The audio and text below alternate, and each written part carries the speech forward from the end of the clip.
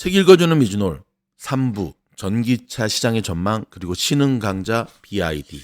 자, 백그라운드는 어제 로보택시 이벤트에서 보여줬던 테슬라 공식 홈페이지의 배경을 중심으로 하겠습니다. 대다수가 전기차 기업으로 인식하는 테슬라는 실제로 전기차 수요에 대한 논쟁이 회사의 성장과 밀접하게 연결되어 있다. 테슬라는 전기차 시장의 성장을 주도해 왔으며 전기차 시장의 확대가 곧바로 테슬라의 발전으로 이어졌다.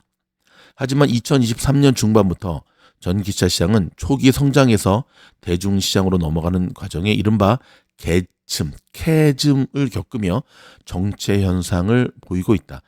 23년 10월부터 월스트리트저널 등이 여러 미디어가 미국 내 딜러들 사이에서 보유한 전기차 재고량이 증가하고 있다고 보도했다. 이어서 한국에서도 공중파 방송과 유명 유튜브 채널들이 전기차 수요 감소에 대해 언급하기 시작했다. 그런가 하면 24년 1월 도요타 자동차의 도요타 아키오 회장은 전기자동차 기술이 발달한다 해도 그 점유율은 최대 30%에 그칠 것이며 나머지 70%는 하이브리드 차량, 수소 전략 차량, 내연기관 차량이 차지할 것이라고 주장하였다. 그는 내연기관 차량 자동차 시장이 축소될 수는 있어도 완전히 사라지진 않을 거라고 강조하는 입장이다. 도요타의 믿음처럼 전기차는 30%라는 시장 점유율에 만족해야 할까? 아니면 테슬라의 바람처럼 내연기관에서 전기차로 완전한 시장의 전환이 이루어질까? 이 질문들에 답하기 위해서는 앞으로 전기차 시장이 계속될 수 있는지 그리고 어느 정도 강도와 속도로 전기차 시장에서의 전환이 이루어질지를 판단하는 것이 중요하다. 이거는 바로 이런 질문들에 대해 답변하고자 한다. 전기차 시장을 예측하는 일은 다양한 변수와 이해관계가 얽혀 있어 간단치가 않다. 거시 경제 상황, 소비자 인식 변화 가능성, 국가 정책, 전기차 생산 능력, 유가, 충전 인프라 등 여러 요소가 전기차 시장에 영향을 미친다. 또한 하이브리드, 플러그인 하이브리드, 순수 전기차 각각의 상품성과 가격도 함께 고려해 살펴보고자 한다. 아울러 3부에서는 테슬라의 가장 강력한 경쟁자인 중국의 BYD에 대해서도 함께 다룬다. 1995년 배터리 회사로 시작한 BYD가 어떻게 전기차 기업으로 변신해 갔는지, 게다가 이처럼 단기간에 세계 전기차 시장의 선두로 안정적인 성장을 이뤄낸 비결은 무엇인지 살펴볼 것이다. 테슬라와 BYD의 성공 방정식은 유사하면서도 분명한 차이가 있다. 테슬라가 강력한 브랜드 가치와 기술 혁신으로 성공했다면 BYD는 저렴하지만 경쟁력 있는 성능을 갖춘 다양한 옵션의 전기차를 제공함으로써 시장을 넓혀가고 있다. 과연 누가 어떤 모습으로 최종 승자가 될 것인지 분석하고 예측해보자. 전기차 시장에 대한 오해와 진실. 전기차 수요 감소라는 오해. 전기차 시장에서 글로벌 주요 기업들을 살펴보면 계속해서 큰 폭의 성장을 이어가고 있음을 확신할 수 있다. 경기 침체 상황에서도 일부 기관들이 제시한 예상치를 하회하는 경우는 있었어도 어느 곳에서도 성장이 완전히 정지된 사례는 발견되지 않았다. 23년 북미 지역은 47% 증가율을 보였고 서유럽과 중국은 각각 29%, 23%의 성장률을 기록하며 전기차 수요가 꾸준히 증가하고 있음을 보여주었다. 글로벌 전기차 시장은 2023년에 1,000만 대를 넘겼으며 2030년에는 4,000만 대 이상으로 확대될 것으로 예측한다. 비록 일시적으로 성장 속도가 다소 둔화될 가능성은 있으나 장기적으로 볼 때 전기차로의 전환 흐름은 지속될 것이다.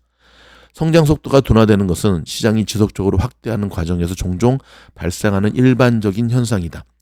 매년 동일한 비율로의 성장을 기대하는 것은 거의 불가능한 일이다. 특히 높은 이자율이 새 차량 구매의 할부나 리스 비용을 증가시키면서 최근 몇 달 사이 전기차를 포함해 모든 유형의 차량에 대한 할인이 지속해서 증가하고 있다. 중요하게 짚어야 할 부분은 이러한 현상이 소비자들 사이에서 전기차에 대한 관심이 줄어들었다는 의미는 아니라는 점이다. 오히려 테슬라의 가격이나 전략과 함께 금리 상승이라는 두 요소가 결합되어 일부 기존 자동차 제조업자들이 그들의 판매 전략을 재고하고 있다. 일부 기업의 전기차 판매 둔화는 사실.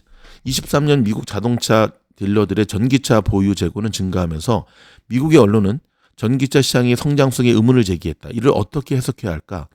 전기차 시장을 선도하는 테슬라를 포함하여 리비안과 같은 기업들은 딜러 네트워크를 활용하지 않는 판매 방식을 채택하고 있다.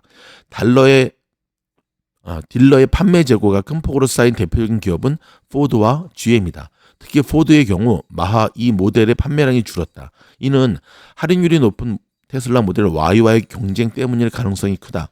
이처럼 치열한 경쟁 속에서 가격 인하가 중요한 이슈로 부각하자 포드 CEO 짐 팔리는 최근 F150 라이트닝과 마하 2 모델의 생산량 조절 및 일부 전기차 관련 자본 지출 연기 계획을 발표하기 이르렀다. 그런가 하면 GM은 최근 울티움 배터리 조립 공정에 어려움을 겪고 있으며 22년 대비 23년의 전기차 생산량과 판매 실적이 모두 감소하는 상황에 직면하였다. 이러한 이유로 GM은 차세대 플랫폼 개발에 더욱 주력하기로 결정했고 결과적으로 쉐보레 볼트 EV와 볼트 EUV 모델의 23년생 버전 생산을 23년 12월 종료하였다. GM은 앞으로 새롭게 선보일 울티움 EV 플랫폼을 기반으로 한 쉐보레 실버라도 EV 모델과 GMC 시에라 EV의 제작 과정을 발표하였지만 예상되었던 출시 일정을 당초 24년부터 25년 말로 변경하였다. 비록 출시가 지연되었지만 회사는 차세대 전기차용 울티움 배터리 아키텍처로서의 전환 작업을 계속해서 추진 중임을 밝혔다. 테슬라는 2024년 초까지 차량 가격을 인하함으로써 시장 둔화에 대응하고 있다. 그러나 포드와 GM 같은 다른 자동차 기업들은 테슬라처럼 가격을 낮출 여력이 없어 판매량에서 큰 타격을 입었다. 이러한 상황은 전기차 업계에서 원가 경쟁력 확보가 얼마나 중요한가를 보여주는 단적인 예다. 이런 상황에서도 미국 내 주요 자동차 기업들이 전기차 개발 및 생산에 대한 약속을 철회한 것은 아니다. 23년 전미 자동차 노조와 GM, 포드, 스텔란티스 등 빅3 사이에 체결된 계약에 따르면 이들의 회사는 새로운 전기차 공장 건설 및 모델 출시를 위해 수십억 달러 규모의 투자를 계속해서 추진하기로 합의했다. 이러한 결정은 변화하는 시장 요구와 치열해지는 글로벌 경쟁 속에서 자신들의 입지를 강화하기 위함이다. 한편 23년 미국 내 전통 자동차 기업들이 어려움을 겪는 동안 그 공백을 메우며 현대, 기아 자동차가 미국 전기차 시장에서 GM과 포드를 추월하는 성과를 보였다. 아울러 BMW도 우수한 실적을 달성하고 있다. BMW CFO 발터 머틀은 내연기관에서 전기차 전환의 티칭 포인트는 23년 도달했다고 주장한다. 특히 BMW의 iX1과 i4 모델은 23년 33만 대 이상 판매되며 주목할 만한 성과를 이뤘고 23년에 출시된 i5 모델로 인해 BMW는 이제 모든 핵심 세그먼트에서 순수 전기차 선택지를 제공하게 되었다. 세계적으로 전기차 분야에 대한 투자가 계속 이어지고 있음에도 불구하고 그 영향이 당장 눈앞에 나타나기는 어려울 것으로 보인다. 하지만 25년부터 전기차 시장의 성장 속도가 가파라질 것으로 예상되기 때문에 이때 승리하기 위해서는 자동차 기업들이 지금 자신들의 입지를 확보해둘 필요가 있다.